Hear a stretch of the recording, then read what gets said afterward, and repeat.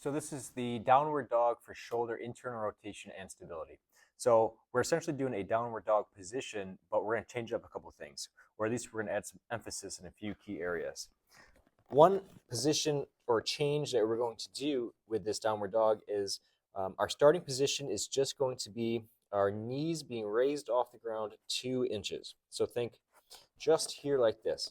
We're going to push down through our hands, and we're going to raise our knees off the ground 2 inches, and we're up on our toes. From here, this is what the movement looks like. We're going to start with our knees just a couple inches off the ground.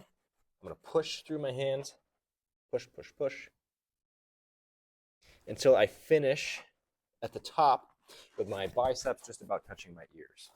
Okay, now a few key things with this exercise is that we want to maintain or push down through the inside edge of our hands as we do this. Okay, that is very important.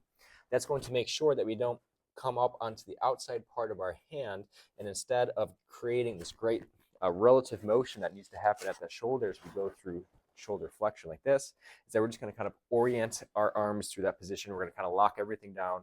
We're going to use the whole shoulder complex as one big chunk to move into that position. If we keep our inside edge of our hands down no matter what and keep some pressure through there, then instead we're going to get this nice internal rotation motion happening at that shoulder, whereas these different components of the shoulder complex are going to move on top of each other relative to each other. So inside edge of my hands, push down, I maintain that pressure, and then I push, push, push until I get to the top of the position, and I'm going to slowly come back down.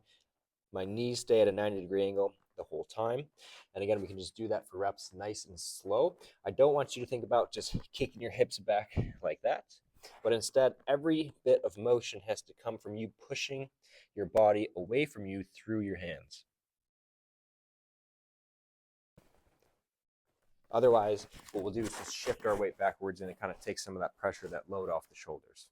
Okay, so that's something we can do. From there, we can progress to, say, single arm version of this, where we might limit the range of motion that we work through, but otherwise the idea is the same. We want to keep that inside edge of the hand pressing down through the mat the whole time. Give it a shot.